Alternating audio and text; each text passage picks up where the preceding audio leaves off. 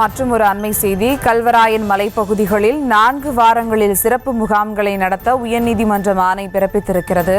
இது குறித்த மேலும் விவரங்களோடு இணைகிறார் மதியழகன். வணக்கம் மதியழகன், விவரங்கள்.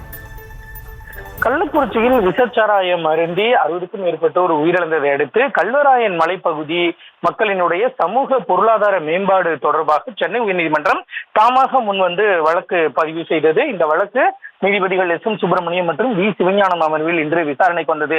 அப்பொழுது தமிழக அரசினுடைய கூடுதல் தலைமை வழக்கறிஞர் ஜே. ரவீந்திரன் ஆஜராகி வனத்துறை தரப்பில் அறிக்கை ஒன்றை தாக்கல் செய்தார். அதில் கல்வராயன் மலைப்பகுதியில் சாலை வசதிகள் ஏற்படுத்த நடவடிக்கை எடுத்து வருவது குறித்து விளக்கம் அளிக்கப்பட்டிருந்தது. தொடர்ந்து நீதிபதிகளை பொறுத்தவரை கல்வராயன் மலைப்பகுதியில் ஆம்புலன்ஸ் செல்ல ஏதுவாக சாலை வசதி ஏற்படுத்தி கொடுப்பதை முதலில் உறுதி செய்ய வேண்டும். ஆரம்ப சுகாதார நிலையங்களில் மருத்துவர்கள், செவிலியர்கள் இருப்பதை உறுதி செய்ய வேண்டும் எனவும், பள்ளிகளில் ஆசிரியர்கள் இருப்பதையும் உறுதி செய்ய வேண்டும் எனவும் நீதிபதிகள் தெரிவித்தனர். மேலும் இந்த வழக்கில் நீதிமன்றத்திற்கு உதவுவதற்காக நியமிக்கப்பட்ட வழக்கறிஞர் தமிழ்மணி தற்பொழுது சாலைகள் அமைக்கப்பட்டு வருகிறது, அரசு தொடர்பாக நடவடிக்கை எடுத்து வருகிறது, அரசினுடைய கையில் மந்திர கோலிலே ஒரே இரவில் எல்லாம் முடிந்து விடாது எனவும், பள்ளி மாணவ மாணவியர் ஆசிரியர்கள் வசதிக்காக இரு மினி பேருந்துகள் இயக்க நடவடிக்கை எடுக்க வேண்டும் என கேட்டுக்கொண்டார். அப்பொழுது நீதிபதிகளை பொறுத்தவரை கல்வராயன் மலைப்பகுதியில் சாலையே இல்லை என்று நாங்கள் சொல்லவில்லை, ஆனால் வாகனங்கள் செல்லக்கூடிய வகையில் சாலைகள் இருக்க வேண்டும்.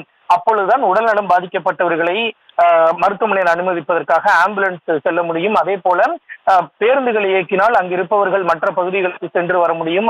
ஆசிரியர்கள், மாணவர்கள் பள்ளிக்கு செல்ல முடியும். மேலும் அங்கு தயாரிக்கக்கூடிய பொருட்களை மற்ற பகுதிகளுக்கு கொண்டு செல்ல முடியும். எனவே சாலைகள், அதாவது வாகனங்கள் செல்லக்கூடிய வகையில் சாலைகளை அமைக்க வேண்டும் எனவும் நீதிபதிகள் தெரிவித்தார்கள். மேலும் மலைப்பகுதி மக்களை அங்கு இருக்கக்கூடிய வனத்துறையினர் எந்த விதத்திலும் துன்புறுத்தக்கூடாது, அதனை அரசு உறுதி செய்ய வேண்டும் எனவும், அவ்வாறு துன்புறுத்தும் பட்சத்தில் அதனை சகித்துக் கொள்ள முடியாது எனவும் நீதிபதிகள் தெரிவித்தனர். அப்பொழுது இதற்கு பதிலளித்த கூடுதல் தலைமை வழக்கறிஞர் ஜே. ரவீந்திரன், மேம்பாட்டு நடவடிக்கைகள் அனைத்தும் மேற்கொள்ளப்பட்டு வருகிறது, இந்த பணிகளை முடிப்பதற்கு அவகாசம் வழங்க வேண்டும் எனவும், மேலும் மலைவாழ் மக்கள் மீதான எந்த விதமான அதிகார துஷ்பிரயோகம், அது வனத்துறையாக இருந்தாலும் சரி, எந்த துறையும் அதிகார துஷ்பிரயோகம் செய்யக்கூடாது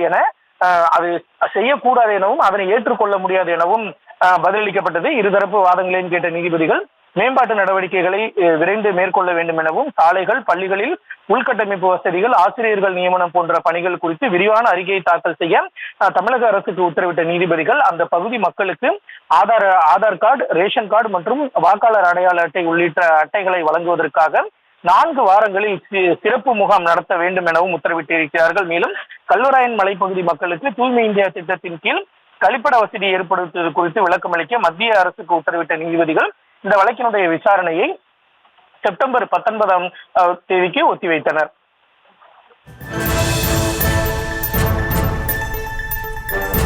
விவரங்களுக்கு நன்றி மதியழகன். செய்திகளை உடனுக்குடனும் துல்லியமாகவும் தெரிந்து கொள்ள சப்ஸ்கிரைப் பண்ணுங்க.